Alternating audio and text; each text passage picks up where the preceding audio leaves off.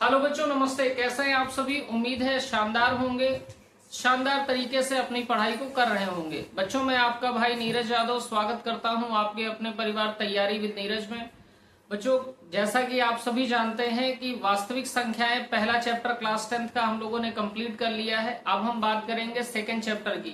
पहले चैप्टर के जितने पॉसिबल ऑब्जेक्टिव बन सकते थे, जो प्रीवियस ईयर आए हुए हैं, उनको देखते हुए जो भी ऑब्जेक्टिव बन सकते थे वो मैंने आपको करा दिए हैं।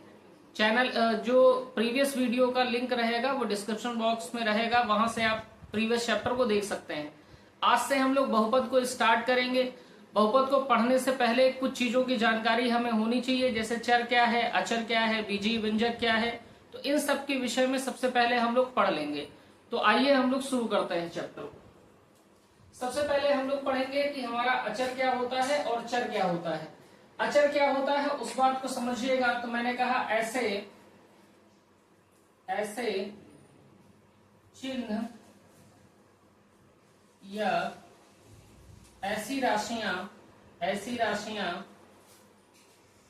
ऐसे चिन्ह या ऐसी राशियां जिनका गणितीय मान निश्चित होता है, जिनका गणितीय मान निश्चित होता है अचर राशियां कहलाती हैं। अचर राशियां कहलाती हैं। मैंने लिखा है ऐसे चिन्ह या ऐसी राशियां जिनका गणितीय मान फिक्स होता है, वे सभी राशियां हमारी अचर राशियां कहलाती हैं। जैसे बच्चों, मैंने आपको उदाहरण के तौर पे मैं आपसे कहूं, हमारे पास बेटा एक चिन्ह है या एक राशि है, इसको हम लोग 7 बोलते हैं।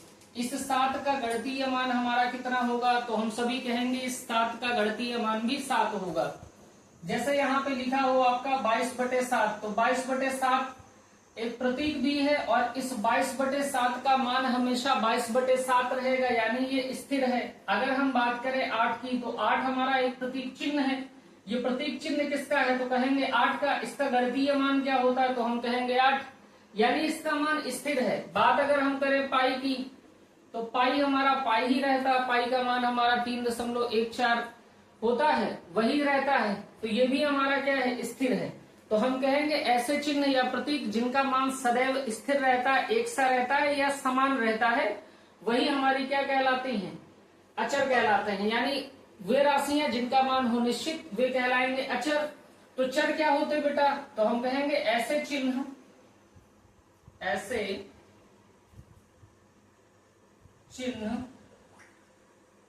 या ऐसी राशियां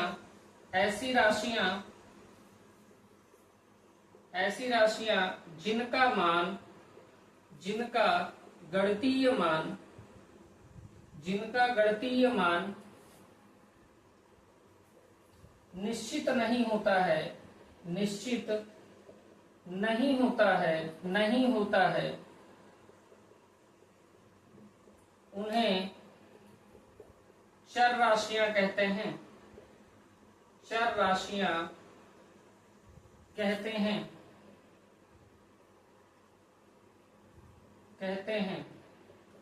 इन्हें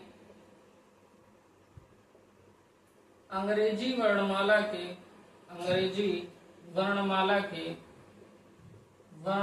के अक्षरों द्वारा प्रदर्शित किया जाता है।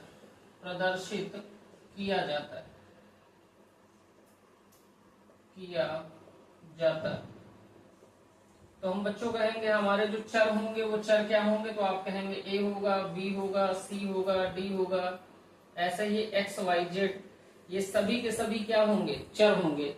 देख लेते हैं एग्जाम्पल। जैसा कि आप देखिए, जैसे उदाहरण में मैंने कहा कि हमारी जो वृत्त की परिधि होती है, वृत्त की परिधि, तो परिधि को सरकमफ्रेंस कहते हैं और c बराबर होता है 2 पाई r। मैंने आपसे अभी बताया कि ऐसी राशियां जिनका मान निश्चित होता है, जैसे ये 2 है, इसका मान क्या है, निश्चित है, तो ये हमारी कैसी राशि है, तो हम कहेंगे ये राशि हमारी अचर है। ये पाई है, पाई का मान हमारा निश्चित है, तो पाई हमारी राशि कैसी है, अचर है। बच्चों यहाँ पे देखिए आर हमारी क्या होती है, तो हम कहेंगे आर हमारी होती है त्रिज्या, और जितना छोटा वृत्त रहेगा त्रिज्या उतनी कम रहेगी, वृत्त बड़ा रहेगा तो त्रिज्या हमारी ज्यादा रहेगी। यानी हम कह सकते हैं कि मान हमारा बढ़ भी सकता है और घट भी सकता है। यानी जब मान बढ़ सकता है, घट सकता है, तो ये आर का मान निश्चित नहीं है, और जिस भी राशि का मान निश्चित नहीं है वो राशि हमारी क्या कहलाती है, चर। तो यहाँ पे आर हमारा क्या हो जाएगा, चर।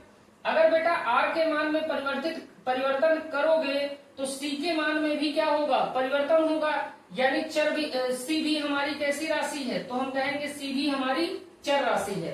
तो यहाँ पे सी और आर हमारी चर राशि है। जैसे दूसरा उदाहरण आपसे लिया जाए, मैं आपसे कहूं कि बेलन का आयतन, बेलन का आयतन, बेलन का आयतन, बेलन के आयतन की अगर बात की जाए बच्चों, तो बेलन का जो आयतन होता है वो पाई आर स्क्वायर एच होता है। बेलन का आयतन हमारा पाई आर स्क्वायर एच होता है। मैंने अभी आपसे बताया कि पाई हमारा कैसे है, आयतन को v से डिनोट करते हैं, तो वैल्यूम लिख दिया है आपका। पाई हमारा अचर राशि है। यहाँ पे आर क्या है, त्रिज्या हमारी कम भी होगी ज्यादा भी होगी, तो ये हमारी कैसी राशि है, चर। ऊंचाई हमारी कम भी हो सकती है ज्यादा भी हो सकती है, तो एच क्या है, हमारा चर राशि है। तो हम कहेंगे वे राशियां जिनका मान होता है फिक्स या निश्चित, वे कहलाएंगी आपका अचर, और ऐसी राशियां जिनका मान क्या होता है, निश्चित नहीं होता है, वे राशियां हमारी कहलाती हैं चर राशियां। मैंने आपको उदाहरण सहित आपको बता दिया है। आगे एक उदाहरण हम लोग और देख लेते हैं बेटा। जैसे आयत का क्षेत्रफल होता है, आयत का क्षेत्रफल यानी कि एरिया की बात कर रहे हैं। एरिया हमारा आयत का क्या होता है, तो हम कहेंगे लंबाई गुणे चौड़ाई।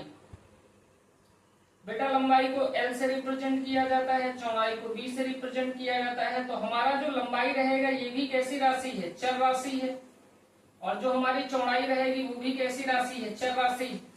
तो जब लंबाई चर राशि है, चौड़ाई चर राशि है, तो हमारा जो क्षेत्रफल होगा वो भी कैसी राशि निकल के आएगी, चर राशि निकल के आएगी। तो हम कहेंगे अगर लंबाई कम कर दी जाएगी तो क्षेत्रफल कम आएगा, लंबाई चौड़ाई कम कर दी गई तो क्षेत्रफल कम आएगा, लंबाई चौड़ाई बढ़ा दी गई तो क्षेत्रफल क्या आएगा, अधिक आएगा। तो बेटा उम्मीद है चर राशि आपने समझ ली होगी। इस बात को आप नोट कर लीजिए, अगर कहीं भी आपको कोई दिक्कत है इतनी बात में तो अभी आप पूछ सकते हैं। अब हम लोग बात करेंगे बेटा बीजीय व्यंजक की, बात करेंगे बीजीय व्यंजक की, एल्जेब्रिक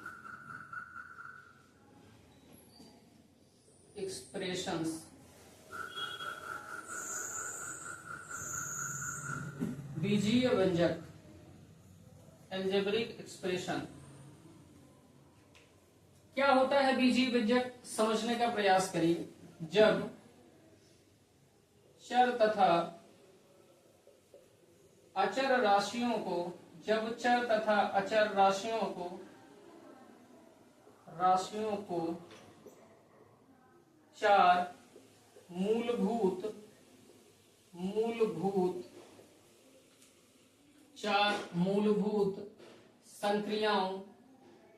संक्रियाओं जोड़, घटाना, गुणा और भाग के सम्मिलित रूप से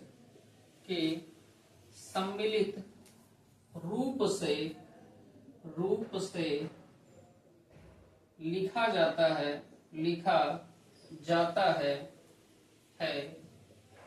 तब यह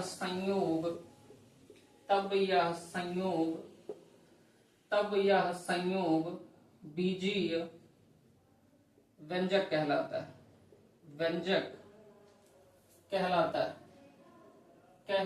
है,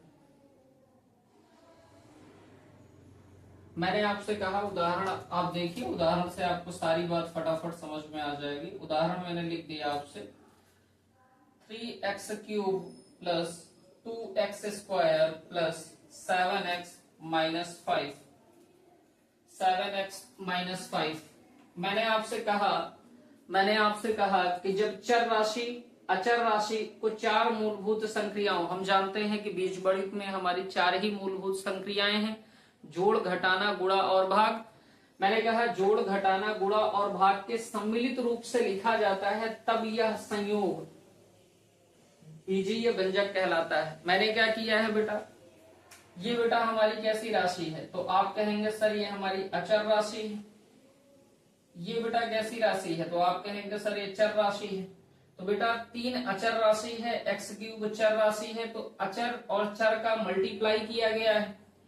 ये 2 बेटा अचर है और x² हमारा चर है, तो ये मल्टीप्लाई किया गया है ना 2 में x² का। x यहाँ पे चर है और 7 यहाँ पे अचर है, तो यहाँ पे भी मल्टीप्लाई किया गया है, -5 और 5 जो है ये अचर राशि। अब देखिए यहाँ तो बेटा मल्टीप्लाई किया गया है, 3 का x³ में मल्टीप्लाई, 2 का x² में, 7 का x में मल्टीप्लाई, और इन दोनों को, इन सभी को जोड़ा कैसे गया है, या तो जोड़ की सहायता से जोड़ा गया है या तो घटाने की सहायता से। ये प्लस लगा है, ये प्लस लगा है, ये प्लस लगा है, यानी यहाँ संक्रियाओं की सहायता लेके पदों को जोड़ा गया है।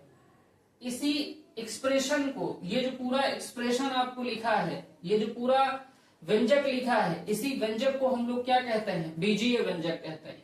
तो जब जोड़, घटाना, गुणा और भाग, अब 4 की 4 संक्रियाएं हो सकता है किसी व्यंजक में ना हो रही हूं, या हो सकता है कि किसी व्यंजक में हो भी रही हूं। उदाहरण एक दूसरा देखिए आप, जैसे लिखा है 2x⁷ plus 5x² plus 8x-3, ये भी आपका बीजीय व्यंजक है। तो हम कहते हैं इस प्रकार के जो व्यंजक लिखे जाते हैं, इन्हीं व्यंजक को ही क्या कहते हैं, बीजीय व्यंजक कहते हैं।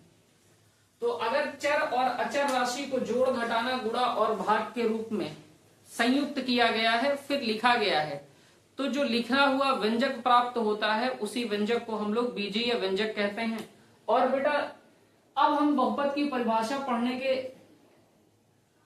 तक पहुंच चुके हैं। अब हम लोग बहुपद की परिभाषा पढ़ेंगे, तो आप बीजीय व्यंजक की डिफिनीशन को नोट कर लीजिए फटाफट, फिर हम लोग बहुपद की डिफिनीशन को पढ़ेंगे।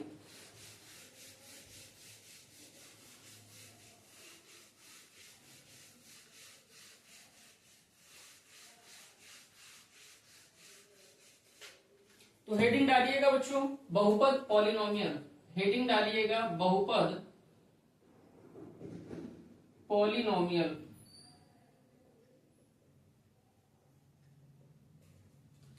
तो हम लोग लिखेंगे, डिफिनीशन लिखेंगे, ऐसे बीजीय व्यंजक, ऐसे बीजीय व्यंजक, बीजीय व्यंजक जिनकी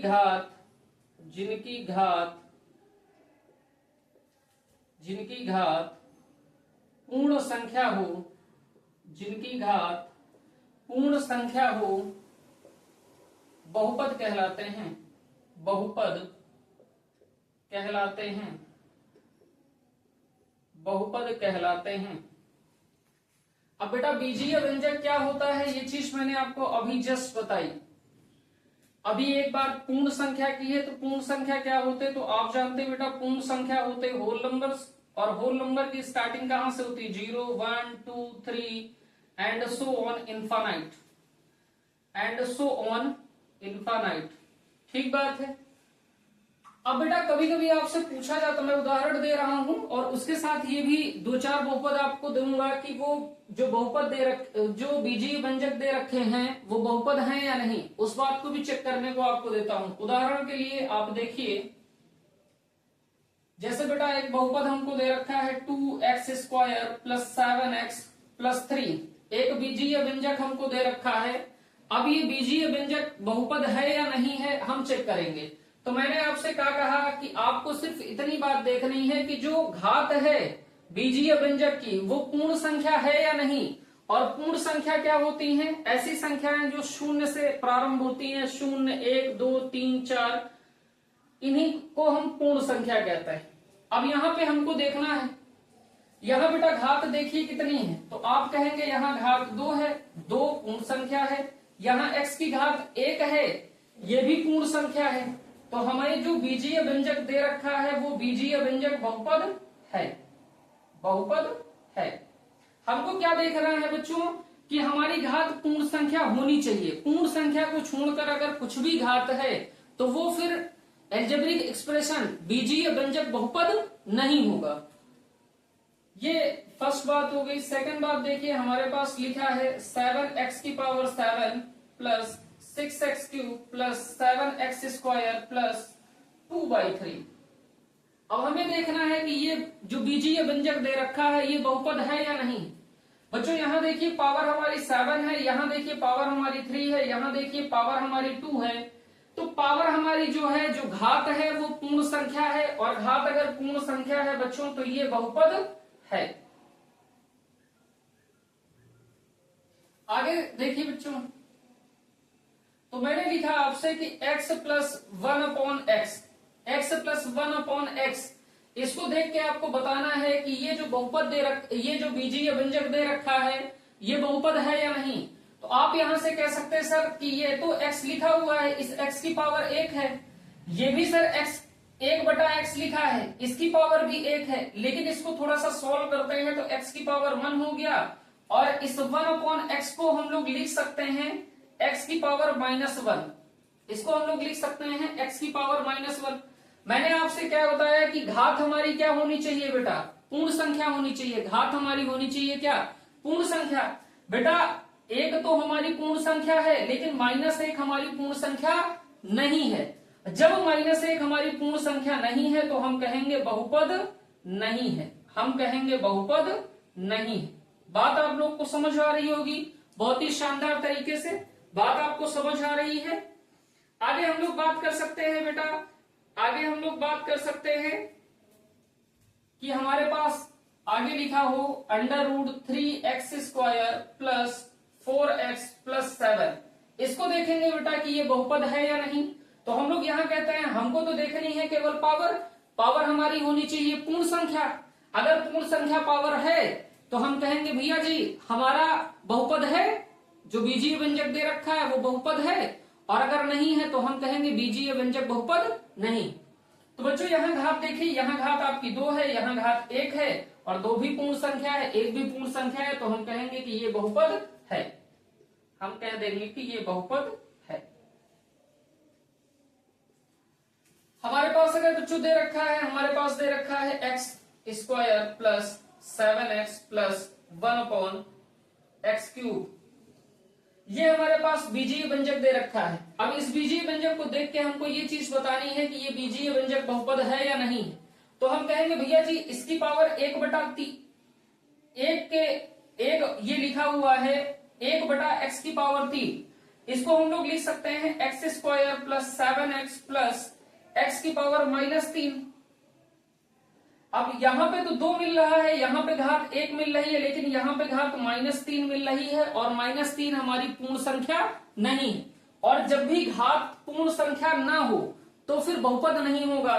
तो बच्चों यहाँ घात हम देख पा रहे हैं कि घात हमारी पूर्ण संख्या नहीं है, अतः हम कह सकते हैं कि ये बहुपद नहीं।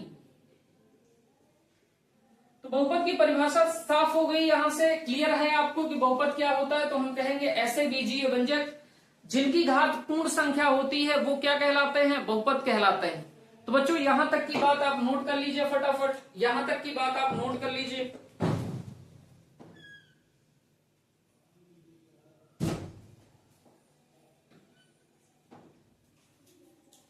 उम्मीद है ये बात आपने नोट कर ली होगी। आगे आप लोग हेडिंग डालेंगे बहुपद के पद क्या होते हैं और बहुपद के गुणांक क्या होते हैं।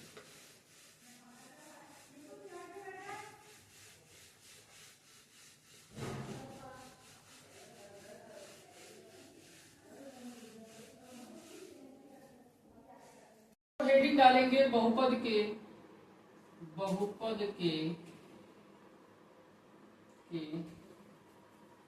पद तथा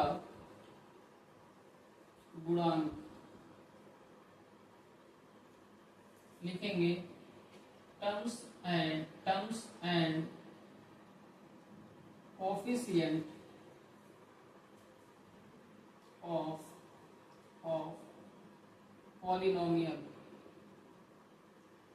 पॉलिनोमियल सबसे पहले हेडिंग डालेंगे पद, तर्क, लिखेंगे बहुपद के वे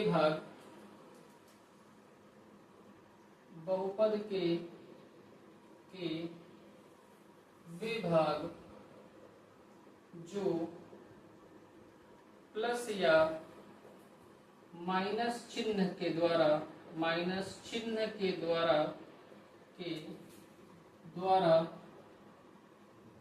पृथक होते हैं या अलग होते हैं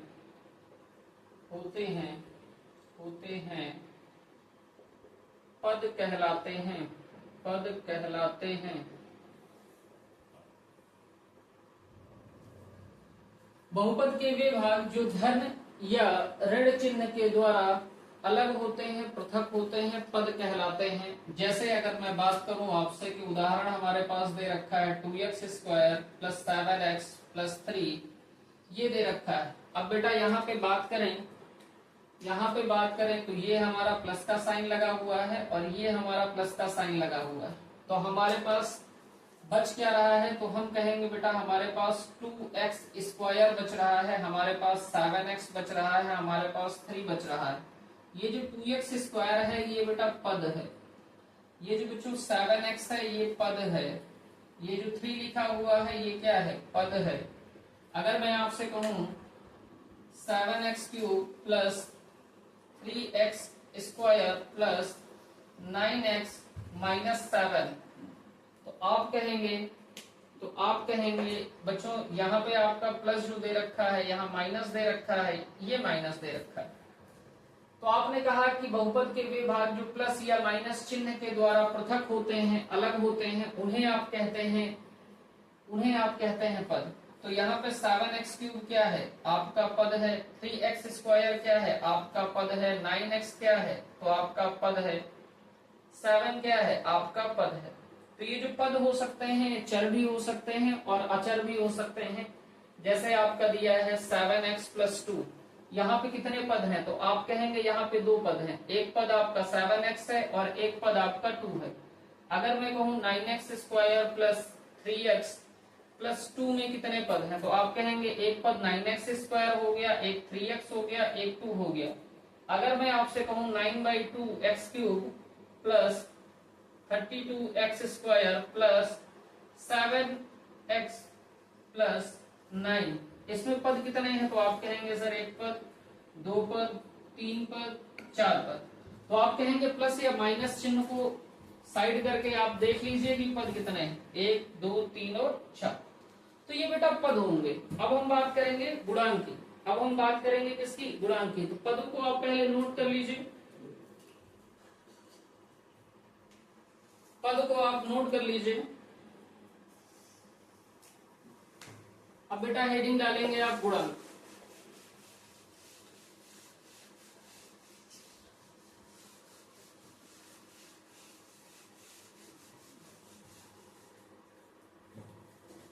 अब आप बच्चों हेडिंग डालेंगे गुणांक।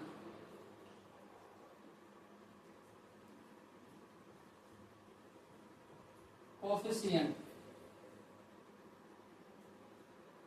आप लिखेंगे जब चर राशि में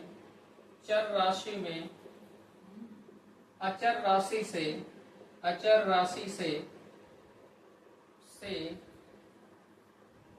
गुणा किया जाता है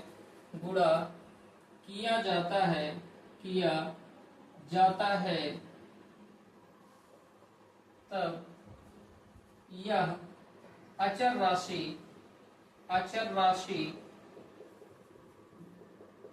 चर राशि की गुणांक कहलाती है।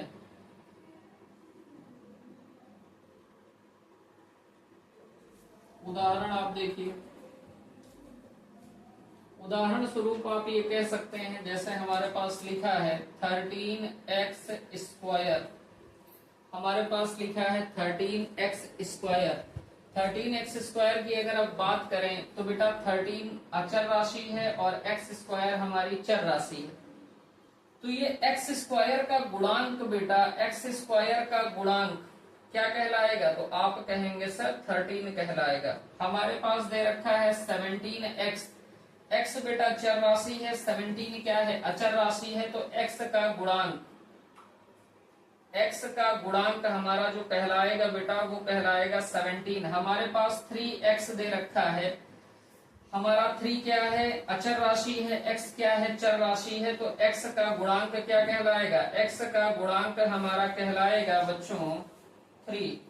हमारे पास दे रखा है 32x, हमारे पास 32 अचर राशि है, x हमारे पास चर राशि है। तो x का गुणांक क्या कहलाएगा? तो आप कहेंगे सर x का गुणांक कहलाएगा 32। हम अगर बात ऐसे करें बेटा, अगर हम कह दें 32x³ की बात की जाए, 32x³ में 32 अचर राशि है, x³ हमारे पास चर राशि है। तो x³ का गुणांक हमारे पास 32 है। अगर बच्चों हम अब आपको बहुपद दे दें 2x² plus 17x plus 32, 2x² plus 17x plus 32, इस बहुपद को बेटा दूसरे तरीके से भी लिखा जा सकता है। आप समझने का प्रयास करिएगा। हम इसको लिख सकते हैं ना बच्चों, 2x² प्लस 17x, 17x लिखा है यानी x की पावर यहाँ कितनी लिखी है? तो आप कहेंगे सर x की पावर 1 लिखी है। 32 को ऐसे 32 मल्टीप्लाई x की पावर 0 नहीं लिखा जा सकता। हम सभी जानते बेटा, अगर 1 की पावर 0 हो तो वैल्यू 1 आती है, 2 की पावर 0 हो तो वैल्यू 1 आती है, 3 की पावर 0 हो वैल्यू 1 आती है, x की पावर 0 होगी तब भी वैल्यू 1 आएगी, y की पावर 0 होगी तब भी वैल्यू 1 आएगी, a की पावर 0 होगी तब भी वैल्यू कितनी आएगी? 1 आएगी। तो अगर कहीं भी किसी की पावर बेटा 0 लगा दी है तो वैल्यू किसकी कितनी होगी? 1। और बच्चों मुझे आप ये बताइए कि 32 में 1 से मल्टीप्लाई करने में कोई प्रभाव पड़ेगा क्या? तो आप कहेंगे सर कोई प्रभाव नहीं पड़ेगा। तो हम इस पद को बेटा चाहे अचर पद कह लें या फिर x की पावर 0 का गुणांक कह लें, कहीं कोई समस्या नहीं है। यहां से बच्चों हम तीनों के गुणांक निकालेंगे। तो मैंने कहा आप x² का गुणांक बताइए, आप बच्चों x का गुणांक बताइए और x की पावर 0 का गुणांक बताइए, या फिर इसी बात को बेटा क्या कहेंगे? अचर पद बताइए, अचर पद बताइए। तो बेटा x² का गुणांक, x² के मल्टीप्लाई में क्या लिखा हुआ है? तो आप कहेंगे 2 लिखा हुआ है, तो गुणांक कितना हो गया? 2। आप कहेंगे x का गुणांक कितना है? मल्टीप्लाई में कौन लिखा हुआ है? तो आप कहेंगे 17 हो गया। x की पावर 0 का गुणांक क्या है बेटा? 32। या आप कह सकते हैं, इसी को क्या कह सकते हैं? इस पूरे की वैल्यू तो 32 ही है ना, इसको अचर पद कहेंगे बेटा। जहां पे कोई भी चर राशि नहीं होती, जिसका मान फिक्स होता है वही अचर है। अचर पद हमारे पास कितना हो गया बेटा? 32। तो आज की क्लास बच्चों आपको लगी होगी शानदार। आज की क्लास हम लोग यहीं तक रखते हैं। अगर क्लास आपको पसंद आई हो तो लाइक शेयर सब्सक्राइब करिएगा, अपने दोस्तों के साथ साझा करिएगा। आज की क्लास यहीं तक। जय हिंद बच्चों।